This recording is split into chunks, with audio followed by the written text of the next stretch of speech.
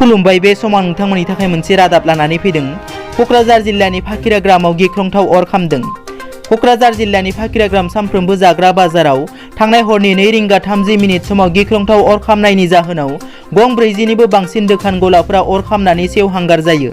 रिपर्टनि बादिब्ला हरनि गोदो उन्दुलांफुनाय समाव हरखाबै अर खामनाय जाथाया सोमजियो आरो मैगं थाइगंनि गलाजों लोगोसे गेलामाल दखानफोरा सेवहांगार जाजोबो, जायनि थाखाय 1 कोटी रांनिबो बांसिन खहा जायो। ओनसोलनि थागिबि रायजो राजाफोरा फोरमायनाय बादिब्ला गोबाव समनिफ्रायनो फाखिराग्राम पुलिस थानायाव अर खोमोरग्रा बिफान लाखिनांगौ होननानै दाबि दैखांदोंमोन, नाथाय सोरखार आरो जिल्ला खुंथाया खोमा सुवालासे दं होननानै गोख्रों रावजों सोंखारियो आरो जेब्लासिम सोरखारा खहा जानाय थावनियाव जिल्ला खुंथाया सोलाद लाफैया अब्लासिम ओनसोलनि खहा जाजानाय गलादारफोरा फाखिराग्रामाव गोख्रों सोमावसारनाय दिन्थिफुंगोन होननानै फोरमायो।